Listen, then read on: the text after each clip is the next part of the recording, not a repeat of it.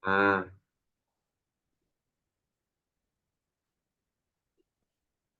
ini selainnya Mbak Renata, Mbak Nurul, kamu bisa nggak share screen?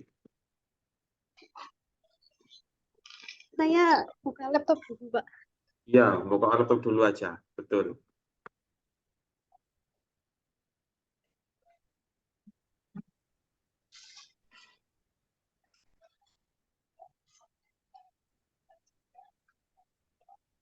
Kamu bersyukur ya, kamu ini salah satu generasi terakhir, generasi terakhir.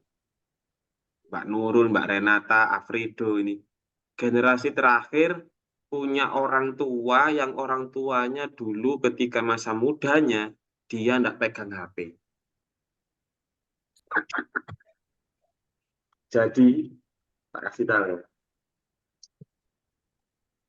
Ketika kamu itu nggak pegang HP orang tuamu, jadi mereka sibuk ngurusin anak-anaknya di rumah. Ibunya juga ngurusin bantu mendidik anak-anaknya di rumah. Di Banyumas, di daerah Banyumas itu Ahmad Tohari lahir. Ahmad Tohari itu lahir dengan novelnya dengan judul Ronggeng Dukuh Paruk. Ya. Pasti ada di novel-novel itu pasti ada perlawanan-perlawanan begitu ya. Ada perlawanan-perlawanan untuk melawan hal-hal yang wajar namun itu salah gitu. Nah, hal-hal yang lumrah tapi itu salah. Contoh. Saya contohkan. Misalkan kemarin saya lihat film horor ya.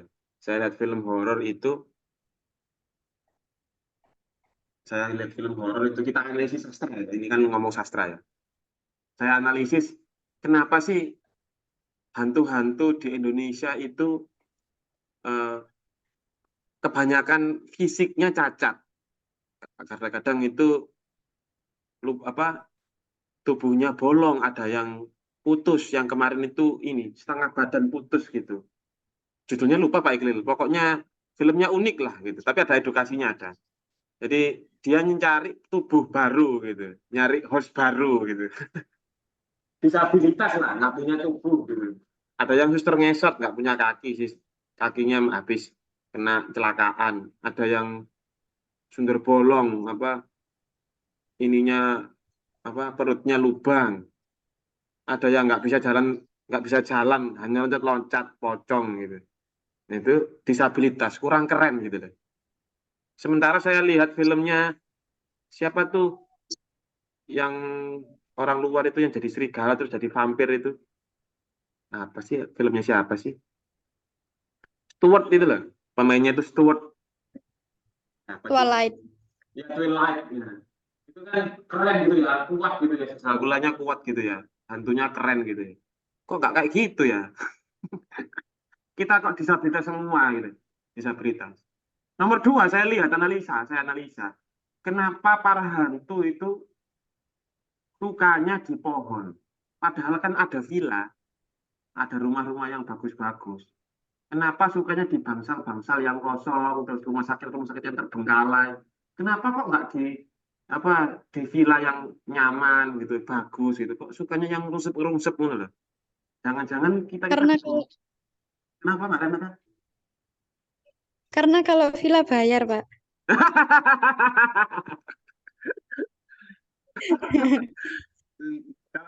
Ini kolong jembatan di pohon-pohon itu gratis ya. Iya. Iya, ya. Kadang-kadang itu saya tuh curiga, jangan-jangan kita itu dibohongi sama orang tua gitu. Dibohongi sama film-film di Indonesia itu jangan-jangan kita dibohongi. Iya nggak? Alasannya apa coba si hantu ini kok sukanya dek pohon-pohon kuntilanak itu suka dek pohon-pohon. Kenapa? Yang laki-laki mungkin ada yang tahu. Ya. Sambil nunggu Mbak Nurul, sudah Mbak Nurul? Sebentar, Pak. Masih buka WhatsApp. Iya, santai ya. Ngobrol pagi ya. Isinya. Kamu itu harusnya itu agent of change, agen perubahan. Garda pertama yang merubah permasalahan-permasalahan di sekitar itu mahasiswa. Sesekali ke Pak Iklim, ya, ngobrol-ngobrol sambil ngopi gitu ya. Bertukar pikiran. Saya sangat menghormati mas-masnya mbak-mbaknya sangat-sangat menghormati. Jadi santai aja gitu. Anggap aja Pak Iklim ini orang tua kamu, terus main catur gitu bersama. Minum kopi, ngobrol-ngobrol, diskusi. Kalau nggak ada diskusi seperti ini, kamu itu termasuk golongan orang-orang yang suka menerima BLT, terus suka kena serangan fajar. Maksudnya gimana, Pak? Ya, habis ini kan ada pilihan presiden ya. Iya kan? Habis ini ada pilihan presiden. Saya yakin kebanyakan dari kamu itu suka menerima amplop. Padahal apa? Amplop yang mereka berikan, BLT yang diberikan oleh presiden, terus eh, bantuan-bantuan langsung tunai BLT ya, itu sebenarnya kan dari pajaknya Pak Iklil, dari pajakmu, pajaknya orang tuamu. Harusnya yang berhak memberikan itu ya nggak usah presiden, nggak usah ini, cukup ini aja kan RT RW gitu aja kan cukup.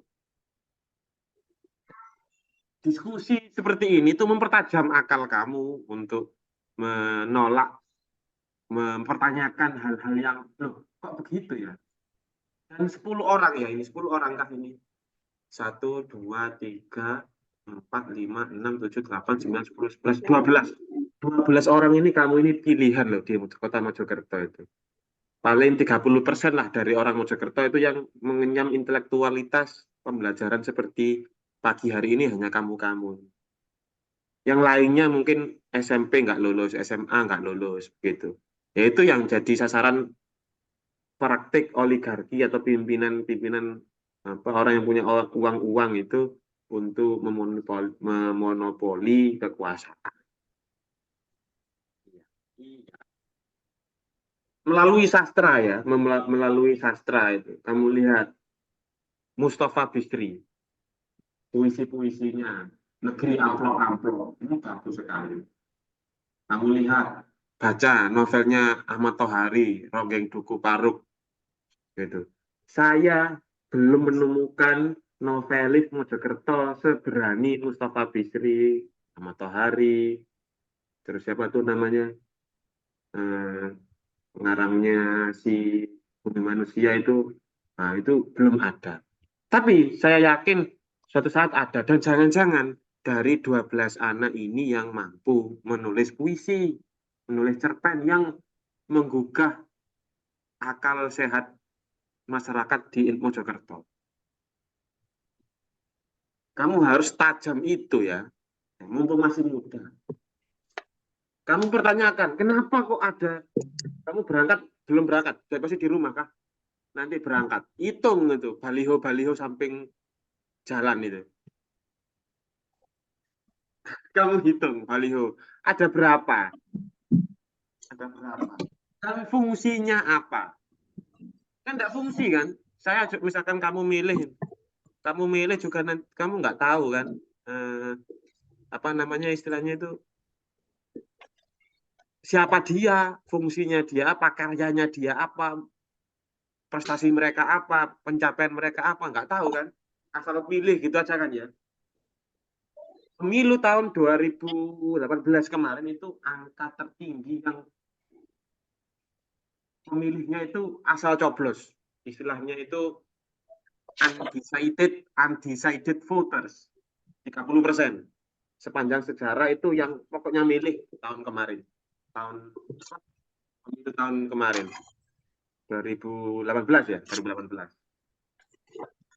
Itu berarti menandakan di samping ada golput juga ada orang yang milih pokoknya asal pilih. Jadi istilahnya itu kertas suara yang tidak sah.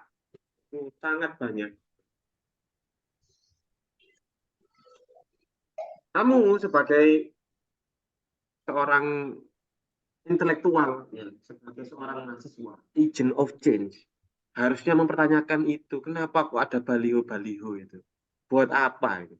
nyaingi ini kah? Nyaingi kuntilanak kah? Yang hinggap di pohon-pohon itu kah?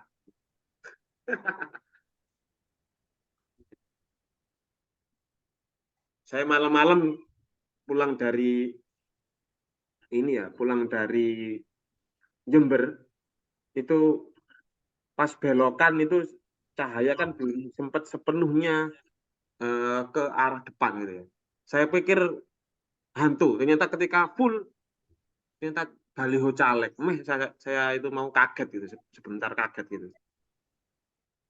Berbahaya sekali. Pak, mohon maaf ini tadi bagus. Hah? Mbak Nurul? Kenapa Mbak Nurul? Ini saya coba share screen lewat laptop, Pak. Nggak bisa. Belum Coba di host. saya jadikan kamu host ya. Iya, iya, Pak. Tapi 7 menit lagi habis ini, nggak apalah. Nanti buat lagi ya. Tadi salah masuk pakai akun yang salah, emailnya yang salah, pakai HP. Ini sudah pakai laptop Pak Ibu, tapi masih ikut akun yang lama. Nggak apa-apa. Bisa bisa Mbak Nurul?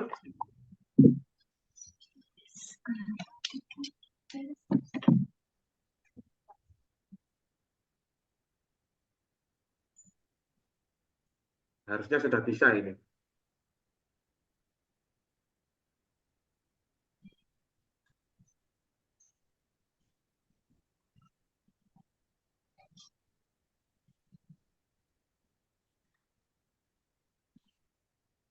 Ini ya, Pak. Apa itu? Sih belum bisa. Saya Apa share share. screen-nya ya?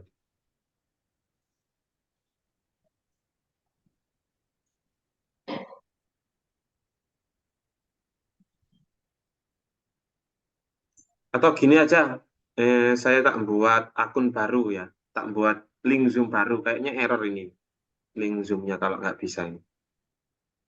Ya, Baik, Pak. kita Ya, Pak. kita log out dulu, nanti masuk lagi ya. Saya buatkan link baru ya. Ya, Baik, teman-teman ya. Pak. Oke, Ya, kita, Pak. kita log out dulu.